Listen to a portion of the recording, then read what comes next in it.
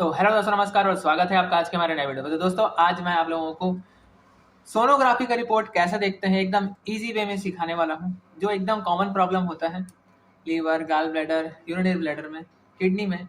आज आपको एकदम इजीली समझ में आ जाएगा कि आपको जब आप सोनोग्राफी का रिपोर्ट देखोगे तो कैसे आप उसको आइडेंटिफाई कर सकते हो। तो चलिए स्टार्ट करते हैं इस वीडियो को और एंड तक बने रहिएगा। चैनल को अगर आपने सब्सक्राइब नहीं किया है तो बिल्कुल सब्सक्राइब कर लीजिएगा, लाइक कीजिए। और बार बार आप कमेंट बॉक्स में कमेंट करते रहते हो कि सर वॉइस क्वालिटी अच्छी नहीं है। तो मैं बता दूं, मेरे पास माइक है बट वो माइक है वो घर में छूट गया है। तो जनवरी में घर में जाने वाला हूँ, तो वहाँ से उस माइक को मैं ले आऊँगा, जिससे कि ऑडियो क्वालिटी जो है वो इम्प्रूव मैं कर सकूँ आप लोगों के लिए। तो बिल्कुल मैं आप लोगों का बात सुनता हूँ और ये मैं कोशिश करूँगा हो जाए। तो बस चलिए स्टार्ट करते हैं। तो दोस्तों ये सोनोग्राफी का रिपोर्ट मैंने लिया है आपको समझाने के लिए। जैसा कि कोई भी कॉमन जो सोनोग्राफी होता है वो आपके सामने आता है, तब आप एकदम से कंफ्यूज हो जाते हो, आपको समझ नहीं आता है कि क्या है इसमें। तो आज इजी वे में मैं समझाने का कोशिश करूँगा। सबसे पहले आप देखेंगे लीवर, फिर आप देखेंगे कॉमन बाइल डक्ट, देन उसके बाद गॉल ब्लैडर, फिर स्प्लीन, फिर पैंक्रियाज, फिर दोनों किडनी को देखेंगे राइट एंड लेफ्ट, फिर यूरिनरी ब्लैडर, फिर प्रोस्टेट। लीवर का शेप और साइज आपको ध्यान रखना है। और सबसे कॉमन प्रॉब्लम जो लीवर में होता है वो है हेपेटोमेगेली, लीवर का साइज में बढ़ जाना। और दूसरा जो कॉमन प्रॉब्लम है वो है फैटी लीवर डिजीज। और थर्ड जो मोस्ट कॉमन प्रॉब्लम है वो है अल्कोहलिक लीवर डिजीज। तो ये चीज़ें आपको ध्यान रखना है, अल्कोहलिक लीवर डिजीज ALD। अब बात करते हैं कॉमन बाइल डक्ट के बारे में। कॉमन बाइल डक्ट में इसका साइज नॉर्मल होगा, फ्लो नॉर्मल होगा, बट अगर इसमें ऑब्स्ट्रक्शन है तो यहाँ पे ऑब्स्ट्रक्शन आपको लिखा होगा। अब आते हैं पोर्टल वेन पे। पोर्टल वेन का क्या है, पोर्टल वेन में अगर सर्कुलेशन ज़्यादा है तो पोर्टल हाइपरटेंशन होगा। ये चीज़ें आपको ध्यान देना है। पोर्टल हाइपरटेंशन यहाँ पे लिख के आ जाएगा, नॉर्मल नहीं लिखा होगा। अब बात करते हैं गॉल ब्लैडर के बारे में। गॉल ब्लैडर का शेप और साइज आपको ध्यान देना है।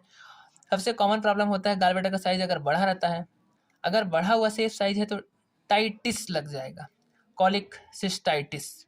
अगर स्टोन है तो आप देख रहे हो स्टोन करके आएगा लिख के, या फिर कैलकुलाई लिख के आएगा। अब आगे चलते हैं स्प्लीन के बारे में बात करते हैं। स्प्लीन, इसका भी आपको शेप और साइज देखना है। अगर स्प्लीन का साइज बढ़ गया है तो स्प्लीनोमेगेली, किसी भी इन्फेक्शन के कारण।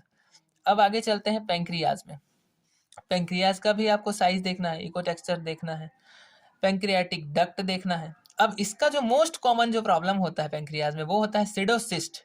सिस्ट हो जाएगा या तो पेंक्रियाज में, या तो फिर क्रोनिक ब्रोंकिटाइटिस होगा। जो पेंक्रियाज का साइज है वो बड़ा हो जाएगा इन्फेक्शन की वजह से। लंबे समय से दारू लेते हैं जो पेशेंट, जो भी आपके पेशेंट जो आए हैं आपकी क्लिनिक में रिपोर्ट लेके, उनके लंबे समय तक दारू लेने की वजह से ऐसा हो सकता है। अब बात करते हैं किडनी वाले। किडनी में क्या देखेंगे आप, राइट और लेफ्ट। इसमें आपको दोनों किडनी का शेप और साइज देखना है, लोकेशन देख लेना है, इको टेक्सचर देख लेना है। और हाइड्रोनेफ्रोसिस, यहाँ पे आप देख रहे होंगे लिखा हुआ हाइड्रोनेफ्रोसिस। हाइड्रोनेफ्रोसिस मतलब किडनी का जो पेरेन्काइमल होता है अंदर के साइड, जो फिल्टर करने का काम करता है, इसमें स्वेलिंग है या नहीं। अगर हाइड्रोनेफ्रोसिस है तो ये समझ लेना कि अंदर किडनी के अंदर स्वेलिंग है। और दूसरा ये देखना है आपको स्टोन तो नहीं है, किडनी में स्टोन तो नहीं है, ठीक है। तो अब आगे चलते हैं। तो अब इसमें आपने एक चीज़ ध्यान दिया होगा, इसमें यहाँ पे ये लिखा हुआ है free wide urine volume is 168 CC, post wide urine residue in 125 CC. ऐसा इसलिए लिखा है क्योंकि जिस पेशेंट का ये रिपोर्ट है उस पेशेंट को यूरिनरी ट्रैक इन्फेक्शन है, ठीक है। और दूसरा उनके ब्लैडर में भी स्वेलिंग है, जिस कारण वो पेशाब जब कर रही हैं, पेशाब होने के बाद भी मतलब ये यूरिन जो है वो बच जा रहा है, मतलब उनका जो यूरिन है बच जा रहा है। यूरिन करने के बाद भी यूरिन बच रहा है क्योंकि यूरिन रिटेंशन है।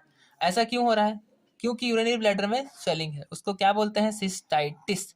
तो आप देख रहे हो कि यहाँ इंप्रेशन में सिस्टाइटिस लिखा हुआ है, cystitis with significant post wide residual urine. Prostate is normal in size, measuring 4.3 into 3.5 into 3.0 centimetre. तो ये सभी चीज़ें आपको ध्यान रखना है, इसका नॉर्मल शेप और साइज। खासकर पोस्टेट में आपको मेन ये है कि BPH ही होता है, शेप और साइज जब बढ़ जाता है, स्वेलिंग हो जाता है, तो इस वजह से भी यूरिन ठीक से पेशेंट को नहीं पास हो रहा होता है। तो ये हुआ कॉमन जो सोनोग्राफी का रिपोर्ट होता है कि आप कैसे, जो एक स्टेप होता है बेसिक, जो होता है बेसिक और एडवांस भी बोल सकते हो आप। ऐसे करके आप क्लियर कर सकते हो कि सोनोग्राफी का रिपोर्ट को कैसे देखना है। तो बस आज की वीडियो को यहीं पे एंड करते हैं, मिलते हैं नेक्स्ट वीडियो पे। चैनल को ऐसे ही सपोर्ट करते रहिए, लाइक कीजिए, सब्सक्राइब कीजिए। अगर आपके कुछ डाउट्स हैं तो इस वीडियो के डिस्क्रिप्शन में इंस्टाग्राम का लिंक दे दूंगा, आप वहाँ पे अपने डाउट्स पूछ सकते हैं। आप सभी को दिल से थैंक यू।